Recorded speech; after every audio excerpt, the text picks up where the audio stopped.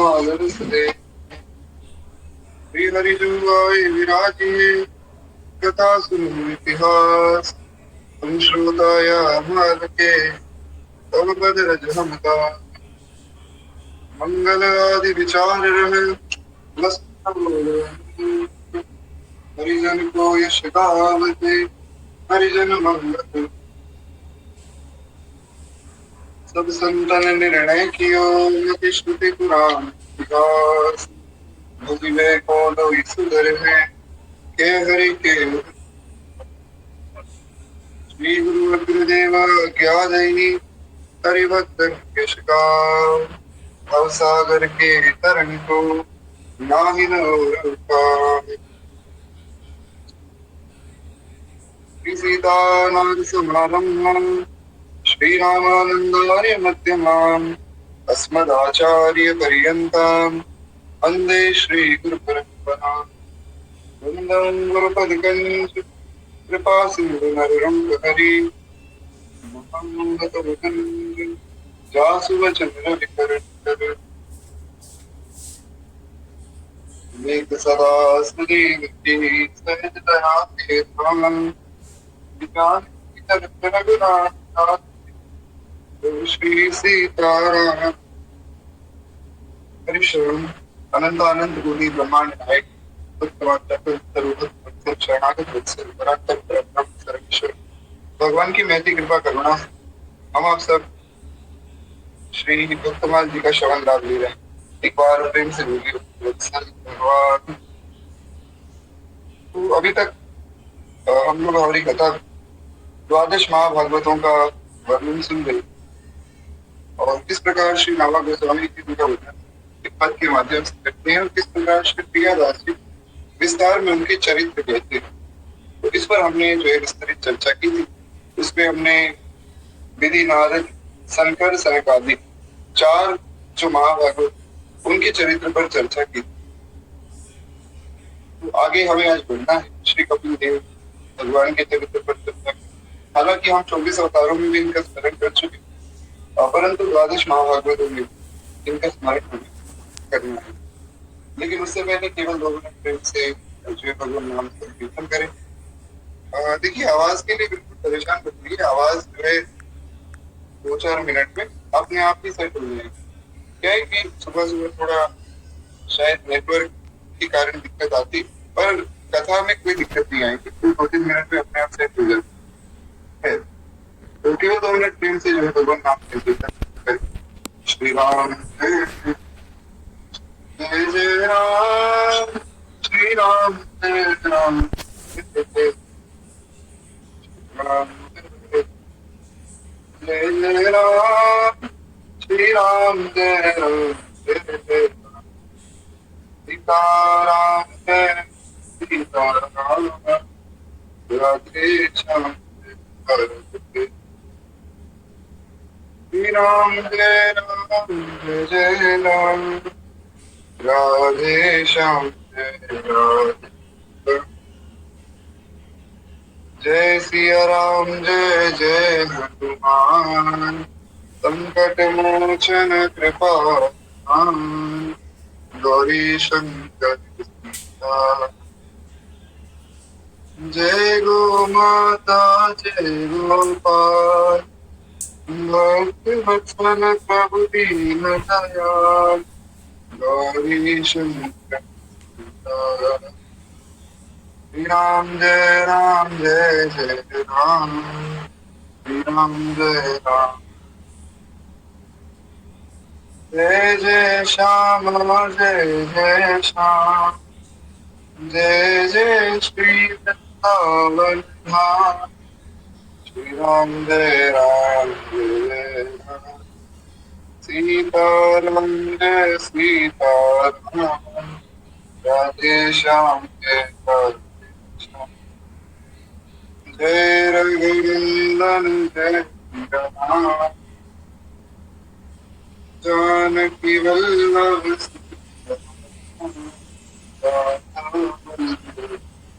राधे श्याम।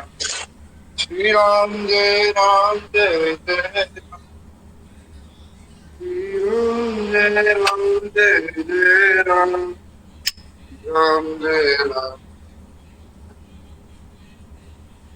कमला विमला मिथिला राम, अवध सरयू सीताराम। श्री राम जय राम, जय जय राम। जय शंकर शरण जय बलराम, श्री राम जय राम, जय राम। सीताराम जय सीताराम, राधे श्याम जय राम। श्री राम जय जय राम, श्री राम जय राम, जय जय राम। जय बरसानु जय नंदगांव, रावण गोकुल राधे श्याम। जानकी वल्लभ सीता राधा वल्लभ राधे श्याम। श्री राम जय राम, जय राम। सीताराम जय सीताराम, राधे श्याम जय राधे श्याम। श्री राम जय राम, जय जय राम। पूरे भक्त वत्सल भगवान की जय। हरि शरणम। तो जैसा कि अभी कल की नहीं 2 दिन पहले की कथा में श्री नाभा गोस्वामी भगवान शंकर का और उनके बाद जो है सनकादिक भगवान के चरित्र का वर्णन करते हैं। शंकर भगवान के चरित्र में हमने खूब सुंदर जो है 3 पद श्री प्रियादास जी के सुने थे, और 2 दिन बाद हमने जो है श्री विनय पत्रिका जी से भी इन पर भी चर्चा की। और बड़ी सुंदर बात श्री प्रियादास जी ने कही, सेवक स्वामी सखा सिय पीके। भगवान शंकर भगवान के सेवक भी है, स्वामी भी है और सखा भी। बड़ा अद्भुत जो है हरि और हरि संबंध। उसके बाद हमने जो है सत्ताधिक भगवान पर चर्चा की, किस प्रकार जो है ब्रह्मा जी की बात ना मानकर वे लोग भगवान के भजन में लग गए। हरि शरणम हरि शरणम, हरि शरणम हरि शरणम। इस प्रकार जो खूब प्रेम से भगवान के नाम का जप, भगवान का ध्यान, इन सब क्रियाओं में वे लगते हैं। एक बड़ी सुंदर और बड़ी विशेष बात ये कि महाराज ब्रह्मा जी उनके पिता हैं और पिता की आज्ञा उन्होंने मानी नहीं, तो ये तो बड़ी गलत बात। परंतु यहाँ ये समझना है कि अगर माता पिता जो है भजन के विरुद्ध आज्ञा थे तो उस आज्ञा को नहीं मानना चाहिए। जैसे हिरण्याकश्यप जो है प्रहलाद के पिताजी, पर हिरण्याकश्यप ने कहा कि बेटा तुम नारायण का भजन छोड़ दो और तुम मेरा भजन करो, मेरा नाम जपा करो दिन रात, तो मैं तुम्हें खूब जो है धन दौलत दूंगा, खूब सिद्धियां प्रदान करूंगा। अरे क्या नहीं है मेरे पास। पर प्रहलाद जी ने वो बात नहीं मानी। प्रहलाद जी ने भजन नहीं छोड़ा। तो भजन के विरुद्ध अगर कोई भी कैसी भी आज्ञा हो वो हमें नहीं माननी। हमें तो महाराज भगवान के भजन में लगना है। तो इसलिए भजन की आज्ञा अगर कोई दे तो उनको बारंबार प्रणाम करो, क्योंकि बहुत कृपा से जो है भजन दिखता है। और जो व्यक्ति आपको भजन में लगा रहा है उस व्यक्ति को बारंबार प्रणाम करना चाहिए, चाहे वो कोई मित्र हो, चाहे माता पिता हो, या कोई अन्य व्यक्ति हो। गुरुदेव आदि सब संत जनों को प्रणाम करना ही। और जो व्यक्ति भजन से दूर कर रहा है उनकी उस बात को जो स्वीकार नहीं करना है, खैर किसी का अपमान भी नहीं करना है। प्रहलाद जी ने अपने पिता का अपमान भी नहीं किया और बात भी नहीं मानी। बलि महाराज को शुक्राचार्य जी ने खूब समझाया कि देखो ये और कोई नहीं, ये साक्षात भगवान विष्णु जो तुम्हारे साथ छल करने आए, तो इनसे बचो। पर बलि जी ने नहीं मानी वो बात, क्योंकि वो भगवान की प्रसन्नता के विरुद्ध थे। तो इसलिए हमें भगवान को प्रसन्न करना है। संसार में महाराज कोई रीझे या ना रीझे, एक बड़ा सुंदर भाव जो याद आया। एक बड़ा अद्भुत भाव जो दास ने कहीं कथा में सुना कि अपने सब रूप चाहे तो बदनाम, अपने सब रूप में चाहे हूँ बदनामी, शाम सुनर की मैंने कर ली गुलामी। अपने सब रूप में चाहे हूँ बदनामी। बड़ा सुंदर भाव है कि अपने जितने भी लोग हैं, मतलब जो संसार में और मुझे अपना कहते हैं, वे चाहे रूठ जाए या चाहे कोई बदनामी हो, लेकिन शाम सुंदर की मैंने कर ली गुलामी, भजन तो नहीं छूटे। श्री मीरा भाई का बड़ा अद्भुत भाव है। ये सिला दी रत, सीता को कही रत, वो तो गली गली हरी कांति। मीरा भाई वो किसी की कोई परवाह नहीं, ये तो प्रेम से जो है संतों के समक्ष बैठकर खूब प्रेम से हरि गुण गाती है और खूब आनंद से भगवान को रिझाती है। इसलिए ये बात सीखती कि वास्तव में भगवान की प्रसन्नता ही हमारा उद्देश्य होना चाहिए। और भगवान की प्रसन्नता का अर्थ है कि हमारी प्रसन्नता ही केवल भगवान, जैसा भगवान को उचित लगे वैसा ही करना चाहिए। ऋषि भरत जी ने कहा, जय विधि प्रभु प्रसन्न मन होई, करुणा सागर कीजिए सोई। तो है एक बार वत्सल भगवान की जय। तो इस प्रकार ये संतादिक भगवान करते हैं। और संतादिक भगवान के चरित्र के बाद आज हमें जो है चरित्र का श्रवण करना है, परंतु उससे पहले एक बार उस पद का हम लोग स्मरण करें। इसमें श्री नाभा गोस्वामी की द्वादश महाभागवत वे कहते हैं, विधि नारद शंकर सनकादिक कपिल देव मनु, नर हरिदास जनक भीषण बलि, सुख मुनि धर्म स्वरूप, अंतर्गत अनुचर हरिजू के, जो इनके यश गावे, आदि मध्य लो मंगल तिनको, श्रोता वक्ता पावे। आदि मध्य लो मंगल तिनको, श्रोता वक्ता पावे। अजामिल प्रसंग यह, निर्णय परम धर्म को जान, इनकी कृपा और पुण्य समझे, द्वादश भक्त प्रधान।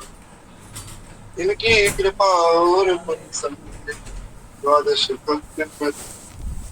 बड़ा अद्भुत पद है, इसका भी नित्य ही सबको स्मरण करना चाहिए।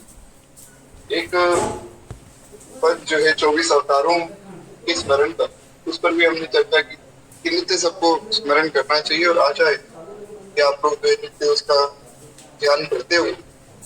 ये भी बड़ा सुंदर पद है। इसमें श्री भगवान के जो द्वादश महाभागवत, उनके नामों का वर्णन। तो इस पद का भी अगर कोई स्मरण करे तो भजन में उसे खूब लाभ मिलता है। क्योंकि महाराज भगवान के भक्तों का जो चरित्र, भगवान को वो अपने चरित्र की ज्यादा थी।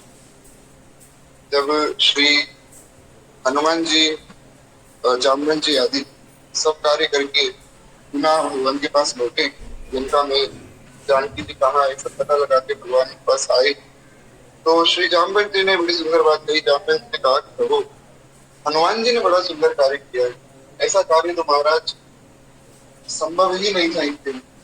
तो भगवान ने कहा, अच्छा बताओ जामवंत जी क्या कार्य किया। तो बड़ी प्रसन्नता से श्री जामवंत जी कथा सुना रहे कि किस प्रकार हनुमान जी सब कार्य करके आए, और बहुत प्रसन्नता से भगवान सुन रहे। पवन तनय के चरित सुहाए, जामवंत रघुपति सुनाए। तो स्वामी जी कहते हैं कि पवन तनय के चरित्र सुहाए, हनुमान जी के चरित्र बड़े सुहाते हैं। तो भगवान कहते हैं, अच्छा और सुनाओ और सुनाओ। इस प्रकार जो भगवान के भक्तों की महिमा गाता है वो भगवान को प्रिय हो जाता है। इसीलिए अगर इस पद का भी अगर आपने करें तो महाराज भगवान की कृपा उसको प्राप्त हो। तो श्री नाभा गोस्वामी इस प्रकार द्वादश महाभागवत का वर्णन करते। एक बार फिर सुनिए, सल भगवान की द्वादश महाभागवत भगवान। इसमें हमने श्री ब्रह्मा जी का चरित्र सुना था। इस प्रकार श्री ब्रह्मा के भगवान सबसे प्रिय सबसे प्रथम पुत्र है। और उसके बाद हमने सुना श्री नारद जी के बारे में। नारद जी ब्रह्मा जी के पुत्र हैं। अब ब्रह्मा जी ने इन्हें भी सृष्टि की आज्ञा दी थी कि आप जो सृष्टि की वृद्धि करो। परंतु श्री नारद जी महाराज जो है मना कर दिए कि नहीं, मैं तो भजन करूंगा।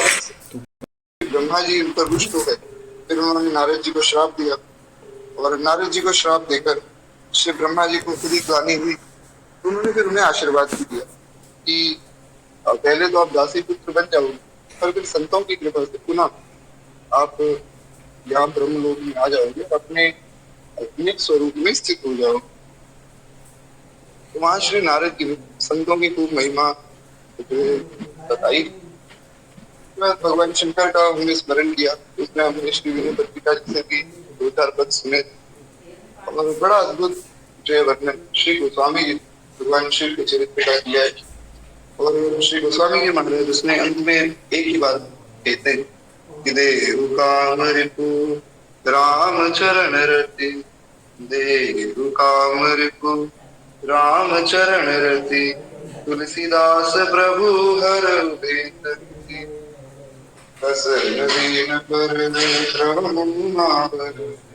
दारुण विपत्ति हरण करुणा कर। और उसके बाद हमने सनकादि भगवान के चरित्र का जो वर्णन सुना, जो कि अभी हम इस पर चर्चा की। इस प्रकार जो 2 दिन कथा नहीं हुई वो कल के लिए मैं क्षमा प्रार्थी, परंतु एकदम शॉर्ट में जो है सारी चीजें हमने एक बार सुना। तो आशा है सब बातें आप लोगों को ध्यान आ गई। आज का चरित्र तो बड़ा सुंदर है, इसलिए बहुत ध्यान से सब लोग श्री कपिल भगवान का चरित्र बहुत सुंदर है, साथ के साथ बड़ा शिक्षा प्रद है। बड़ी सुंदर कोई शिक्षा इससे प्राप्त होती है। इसमें श्री प्रियादास जी भी कुछ अपनी मन की बातें लिखते और श्री मामा तो कहते हैं महाराज ब्रह्मा जी ने स्वर्ग आदि सृष्टि विस्तार की कई पुत्र उत्पन्न। तो जैसा कि हमने चर्चा की कि ब्रह्मा जी के अनेकों पुत्र थे। 1 मिनट मुझे बताइए कि क्या मेरी आवाज जो क्लियर है अब? जी बिल्कुल निश्चिंत रहिए। आवाज तो क्या है, थोड़ा बहुत शायद वाईफाई सुबह सुबह ऊपर नीचे होता रहता, तो खैर एक बार प्रेम से बोलिए भगवान की। तो हाँ, एक बात जो मुझे यहाँ कहनी, जैसा कि परसों महाराज प्रश्न उत्तर हुए थे बीच में कथा, तो वैसे ही बीच बीच में थोड़े बहुत प्रश्न होते रहेंगे, इसलिए बहुत सावधानी से कथा सुनेगा ताकि उनका उत्तर आप दे सकें। तो कहते हैं कि ब्रह्मा जी ने स्वर्ग आदि की जो है सृष्टि विस्तार के उद्देश्य से कई पुत्रों को उत्पन्न किया है और इनमें से एक कर्दम नाम के प्रजापति भी थे।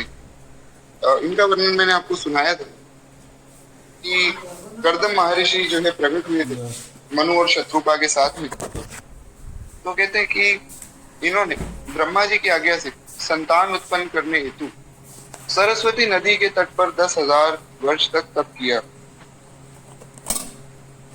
और इसके अंततः वे समाधि सहित तप स्वाध्याय और ईश्वर की प्राप्ति के लिए क्रिया योग के द्वारा शरणागत वत्सल भगवान की भक्ति सहित उपासना करने लगे। तो अब हुआ गया कि महाराज ये प्रकट हुए श्री कर्दम महर्षि और 10,000 वर्षों तक इन्होंने तप किया और उसके बाद इस तप में मतलब क्या क्या किया उसका वर्णन किया है। तो कर्दम महर्षि ने सबसे पहले समाधि और समाधि के बाद जो है स्वाध्याय और फिर क्रिया योग। अब ये जो योग है ये हमारे आपके लिए नहीं, ये बहुत कठिन योग है। इनमें बहुत सी बातें होती, इतना खाना है, इतना नहीं खाना है, इस ऋतु में ये फल खाना है, क्योंकि जो वानप्रस्थ धर्म है उसकी मर्यादाएं बहुत कठोर है। आजकल तो लोग महाराज वानप्रस्थ में जा ही नहीं रहे, आजकल तो विवाह ही वानप्रस्थियों के हो रहे हैं। ये बहुत बड़ी एक मूर्खता है समाज की। लोग कहते हैं कि अरे अभी तो हमने जिंदगी को जिया ही कहाँ है, जिंदगी को जिएंगे फिर विवाह करेंगे, 40 वर्ष की आयु में, 45 वर्ष की आयु में विवाह करेंगे, अभी तो लाइफ को एंजॉय करना है। ये बहुत बड़ी बेवकूफी है। क्योंकि अगर आप एक दिन भी अपने आश्रम से दूर रहते तो ये महापाप है। जो ब्रह्मचारी है, अगर वो ब्रह्मचर्य आश्रम के बाद गृहस्थ को स्वीकार नहीं करता है तो महापापी हो जाता है। और गृहस्थ के बाद वानप्रस्थ को स्वीकार करना चाहिए। वानप्रस्थ में कम से कम भजन ही कर ले महाराज। 50 के बाद जो है कम से कम वानप्रस्थ आश्रम में व्यक्ति को जाना चाहिए। घर बार अपना सब बच्चों को जिम्मेदारी उनके ऊपर छोड़कर फिर भजन में लग जाना चाहिए भगवान की। इतना भी नहीं तो कम से कम थोड़ा बहुत भगवान का भजन ही साथ के साथ चलता रहे, संसार भी चलता रहे, पर भजन तो चले। क्योंकि शास्त्रों में जो वानप्रस्थ की मर्यादा बताई गई वो बड़ी कठोर है। शास्त्रों में बहुत विस्तार में वर्णन किया गया और वो इतनी कठोर है कि सन्यासी भी एक बार को सुन के घबरा जाते। आशी माता जी, आप ऐसा कीजिए कि मुझे इंस्टाग्राम पे भेज दीजिए प्रश्न, उस पर हम चर्चा करेंगे। क्या अभी कथा के बीच में वो फ्लो टूट जाएगा? है तो एक बार प्रेम से बोलिए वत्सल भगवान की है। तो वानप्रस्थ की जो कुछ मर्यादाएं उसमें भी ऐसी बातों का वर्णन है कि आपको जमीन पर ही सोना है। उसके बाद जो है, अच्छा उसमें भोजन की बहुत कठिन मर्यादा है कि जो भोजन आपको करना है, मतलब जो वानप्रस्थी को भोजन करना है वो कैसा होना चाहिए। कहते हैं महाराज वानप्रस्थी का भोजन ऐसा होना चाहिए कि केवल धूप में पका हुआ फल खा सकता है, खुद कुछ नहीं पकाना है, अग्नि का स्पर्श भी नहीं करना है, केवल जो वस्तु धूप में खुद पकी हो उसको ग्रहण करना है। अब सोचिए, इतनी कठोर तपस्या अगर किसी को आज के समय बताई जावे तो सुनकर ही हैरान हो जाएगा। ये तो केवल एक अंश है। तो इसी प्रकार जो है श्री कर्दम महर्षि ने ब्रह्मा जी की आज्ञा से पहले जो संतान उत्पत्ति के लिए उन्होंने 9 कन्याओं को प्रकट किया, जो कि हमने सुना था कर्दम महर्षि का चरित्र। और उसके बाद जो है एक पुत्र हुआ जो कि कपिल भगवान के रूप में स्वयं भगवान आए। और जैसा कि कर्दम महर्षि ने कहा था कि जैसे ही मुझे पुत्र प्राप्ति हो जाएगी मैं सब कुछ छोड़कर वन में चला जाऊंगा भगवान का। तो वे चले गए, वहां जाकर उन्होंने क्रिया योग आदि से भगवान का खूब ध्यान किया है और उनकी भक्ति से प्रसन्न होकर भगवान ने उन्हें दर्शन दिया। कर्दम महर्षि भगवान का योगी जन दुर्लभ दर्शन पाकर कृतार्थ हो गए। योगी जन दुर्लभ मतलब जो दर्शन योगियों को भी दुर्लभ है, वो दर्शन कर्दम महर्षि ने किया तो वे कृतार्थ हो गए महाराज। और उन्हें साष्टांग प्रणाम करके उनकी स्तुति करने लगे।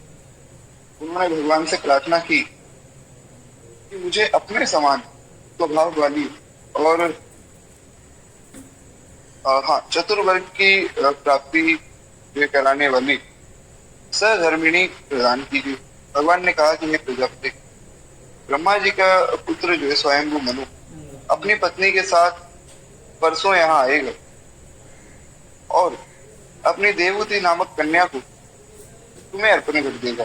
अब ये तब की तपस्या है जब वे विवाहित नहीं थे, उससे पहले की बात। तो उन्होंने कहा कि प्रभु ब्रह्मा जी की आज्ञा है सृष्टि विस्तार करनी, तो आप ऐसा कीजिए कि मुझे एक ऐसी पत्नी प्रदान कीजिए जो धर्मिणी हो, जो मेरे साथ धर्म का पालन करे।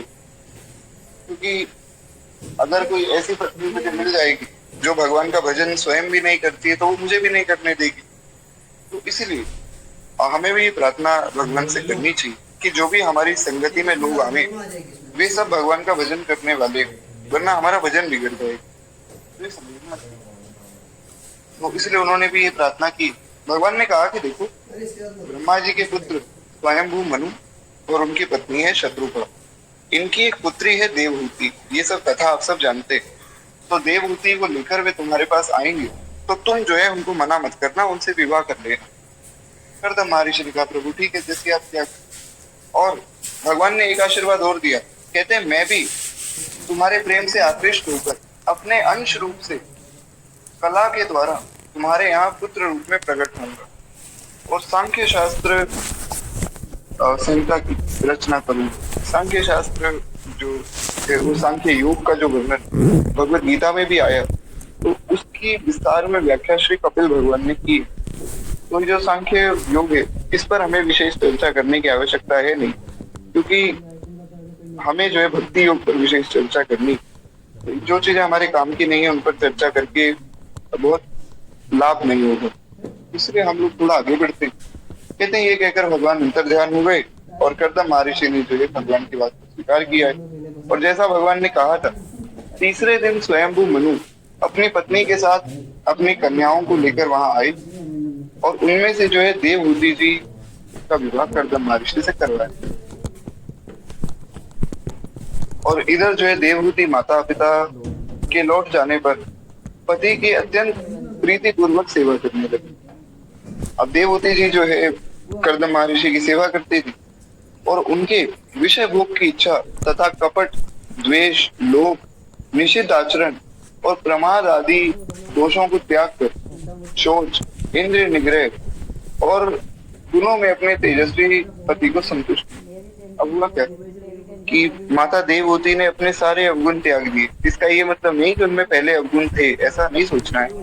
शास्त्रों में कई बातें ऐसी होती जिनका थोड़ा वर्णन इस प्रकार किया जाता है कि थोड़ा वहां निश्चय किया जाता है, एक बात को निश्चित किया जाता है। जैसे वाल्मीकि रामायण में जहाँ माता कैकेयी ने ये वरदान मांगे कि राम को 14 वर्ष का वनवास मिले और मेरे भरत को जो है राज्य मिल जाए, तो वहां पर वाल्मीकि महर्षि लिखते हैं कि भगवान श्री राम माता कौशल्या के पास जब आज्ञा लेने पहुंचे तो माता कौशल्या को भगवान ने कहा कि माँ, मैं वन में जाकर कभी भी मांस आदि का सेवन नहीं करता। तो कुछ महाराज लोग होते हैं समझदार जो संतों की आज्ञा मानते हैं, कुछ संतों से भी ज्यादा समझदार खुद को समझते हैं, वे स्वयं ही व्याख्या कर लेते हैं शास्त्र। तो ऐसे ही एक बड़े समझदार जो है महापुरुष थे, उन्होंने क्या किया कि उन्होंने स्वयं व्याख्या कर दी कि जी देखो, राम जी यहाँ कह रहे हैं मैं वन में जाकर मांस आदि का सेवन नहीं करूंगा माँ, इसका मतलब वे पहले करते होंगे तब उन्होंने ऐसी बात कही। सही बात है, क्षत्रियों को मांस खाना भी चाहिए, क्षत्रियों को जो है अलाउड है। और जितने ऑनलाइन कट्टर हिंदू हैं जो केवल जो है अन्य पंथ के लोगों की बुराई करते हैं, भगवान के मंदिर में जाते नहीं, संतों को ढोंगी कहते हैं और स्टेटस पे लिखते हैं कट्टर हिंदू, तो ऐसे लोगों ने महाराज बात पकड़ और वे खाने लग गए। बोले अब तो क्षत्रिय हैं, क्षत्रियों में क्या मुंह है, वो प्रेम से खाओ। ऐसा नहीं करना चाहिए, क्षत्रियों को निषिद्ध है मांस आदि का सेवन, और क्षत्रियों को विशेष रूप से निषिद्ध है। ब्राह्मण को और क्षत्रिय को विशेष रूप से शास्त्र ने मना किया है कि मांस आदि का सेवन किसी भी परिस्थिति में कभी भी नहीं होना चाहिए। वहां पर जो भगवान श्री राम ने बात कही, इसका तात्पर्य ये है कि माँ, मैं वन में जाकर भी अपने धर्म को नहीं त्यागूंगा, आप निश्चिंत हो जाना। मन में ऐसा मत सोचना कि मैं वन में जाऊंगा तो जो है गलत काम करने लग जाऊंगा, कि मदिरा पीने लग गया, मैं मांस आदि खाने लग गया, मैं वन में भी अपने धर्म का पालन करूं, ऐसा। तो वैसी बात यहाँ लिखी, देवहूति माता ने अपने सब अवगुणों को त्याग दिया। इसका अर्थ ये है कि देवहूति माता ने ना तो उनमें पहले अवगुण थे और अब जो है विशेष रूप से उन्होंने सब गुणों को धारण किया है। शौच मतलब पवित्रता, इंद्रिय निग्रह और सब गुणों से तेजस्वी पति को संतुष्ट किया। यहाँ तक की बात आशा करता हूँ आप सबको समझ आई होगी। एक बार प्रेम से बोलिए इस प्रकार जो है माता देवहूति खूब सुंदर सेवा महर्षि कर्दम भी करने लगी। आगे वे कहते हैं कि काल पाकर उन्हें 9 कन्याएं उत्पन्न हुई, जैसा कि हमने सुना। और अब तो कर्दम ऋषि अपने पिता ब्रह्मा की आज्ञा पूरी हुई जानकर संन्यास धर्म की दीक्षित होने के विचार करने लगे। कर्दम महर्षि ने सोचा कि 9 कन्याएं तो हो गई, तो अब जो है संन्यास ले लेना चाहिए, किंतु मेरी एक छोटी सी प्रार्थना है, उसे पूरी करके आपको जाने का विचार करना चाहिए, ऐसा जो है माता देवहूति ने कहा। क्योंकि कर्दम महर्षि ने कहा था जैसे ही पुत्र होगा मैं जाऊंगा। तो माता देवहूति ने कहा कि देखिए 9 कन्याएं हुई, एक पुत्र की प्राप्ति हो जाए, उसके बाद फिर जो है आप संन्यास धारण कर सकते हैं, क्योंकि बिना पत्नी के आगे आगे संन्यास नहीं दिया। तो ऐसा माता देवहूति ने उससे कहा। उन्होंने कहा कि देखिए आप तो वन चले जाएंगे और मेरा शौक दूर कौन करेगा, आप तो वन चले जाएंगे और कन्याएं जो है उनका विवाह हो जाएगा, वे अपने अपने घर चली जाएंगे, मैं यहाँ अकेली रह जाऊंगी। इसीलिए मुझे जो है एक ब्रह्म ज्ञानी पुत्र चाहिए, जो ब्रह्म को जानता हो, ऐसा पुत्र चाहिए जिससे मैं भगवान के बारे में प्रश्न भी कर सकूं, भगवान के विषय में पूछ भी सकूं। ये भी समझने की बात है कि महाराज अगर पुत्र हो तो भगवान का भक्त हो, ऐसा सब संतों ने कहा। अगर जो है संतान भगवान की भक्त ही नहीं तो उससे अच्छा संतान की आवश्यकता नहीं। ये मैं नहीं कह रहा हूँ, ये संत कहते हैं। जननी जने तो भक्त जने, कह दाता कह सूर, नहीं तो जननी बांझ रहे काहे गवावे नूर। कहते महाराज कि अगर कोई माँ किसी बच्चे को जन्म दे तो या तो भक्त को दे, कह दाता, या तो भक्त हो या दाता हो, तो दानी हो, या फिर सूर यानी कि सूरमा, या तो महाराज भगवान का बहुत बड़ा भक्त हो जाए पुत्र या पुत्री, जो भी हो, दोनों ही भगवान के भक्त हो जाए, या फिर खूब दानी हो जाए, जैसे बलि महाराज खूब दान करते थे, या फिर कोई सूरमा हो जैसे छत्रपति शिवाजी हुए, महाराणा प्रताप हुए, इत्यादि प्रकार से ऐसा कोई वीर पुरुष हो जो देश का और समाज का कल्याण करे। तो या तो इनको जन्म दे, नहीं तो जननी बांझ रहे काहे गवावे नूर, नहीं तो अपना नूर क्यों गवाना, बिना ही संतान के रहना चाहिए। तो ये समझना चाहिए कि माता पिता को विशेष रूप से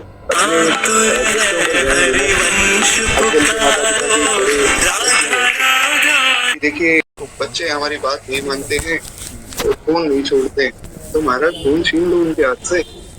आप माता पिता हैं, इसी प्रकार तो आपको समझाना पड़ेगा। ये हमारा विषय नहीं, तो इन पर बहुत ज्यादा विस्तार करके कोई मतलब नहीं। हम आगे बढ़ते हैं। एक बार प्रेम से बोलिए भक्त वत्सल भगवान की।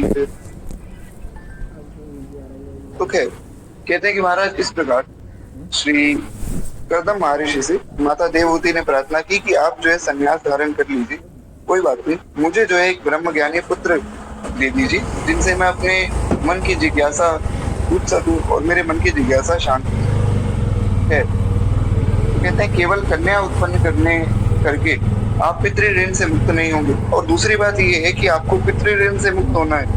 3 प्रकार के ऋण जो है एक व्यक्ति पर होते हैं। पितृ ऋण यानी कि जो हमारे पितृ हैं उनके प्रति हमारा जो कर्तव्य है, श्राद्ध करना, पिंडदान आदि करना और जो है अंत्येष्टि क्रिया करना, वो केवल पुत्र कर सकता है। एक व्यक्ति का प्रश्न आया था, मतलब मेरे पास नहीं, रील में जो है मुझे बागेश्वर धाम वाले महाराज जी के पास आया, तो उन्होंने पूछा कि कन्यादान करो, कन्यादान करो। तो कन्यादान ही क्यों होता है महाराज, पुत्र दान क्यों नहीं होता? आजकल ये बहुत बड़ी एक लहर चल रही कि अरे कन्याओं को ये क्यों करना है, पुत्र ऐसा क्यों नहीं कर सकते। तो खैर बड़ा सुंदर उत्तर जो है बागेश्वर धाम वाले महाराज जी ने दिया कि देखो जो पुत्र है वो अंतिम क्रिया, अंत्येष्टि क्रिया करने का अधिकारी, पुत्री को वो अधिकार नहीं, कन्याओं को ये अधिकार नहीं होता। इसीलिए पुत्र का दान नहीं कर सकते। पुत्र को दान कर दोगे तो महाराज तुम्हारा कल्याण नहीं होगा, कहाँ जाओगे, कहाँ गति होगी। तो ये समझना है। तो इसीलिए जो है कहा कि देखिए 9 कन्याएं तो अपने घर चली जाएंगी, तो आपके लिए जो है श्राद्ध आदि कर्म कौन करेगा? तो अंत्येष्टि आदि करने के लिए भी पुत्र की आवश्यकता है। तो इसलिए जो है एक पुत्र हमारा होना चाहिए। इस प्रकार उन्होंने समझाया। तो खैर हम चर्चा कर रहे थे 3 ऋण होते, एक तो पितृ ऋण जिससे पुत्र मुक्त करवाता है, और करना ही चाहिए। अगर पितृ ऋण से आप जो है अपने पितरों को मुक्त नहीं करते तो आपको और पाप लगता है। जो लोग श्राद्ध आदि पिंडदान आदि नहीं करते उनको महापाप लगता है। उसके बाद होता है देव ऋण, देवताओं के प्रति जो हमारा ऋण है, देवताओं का पूजन करना चाहिए समय समय पर। जो अलग अलग देवताओं का पूजन होता है उनको प्रणाम करना चाहिए। और अगर आप एक वैष्णव हैं तो सब देवताओं को हाथ जोड़कर प्रणाम करें और उनसे यही प्रार्थना करें कि हमें भगवान की भक्ति दीजिए। और तीसरा ऋण होता है ऋषि ऋण, जो हमारी ऋषि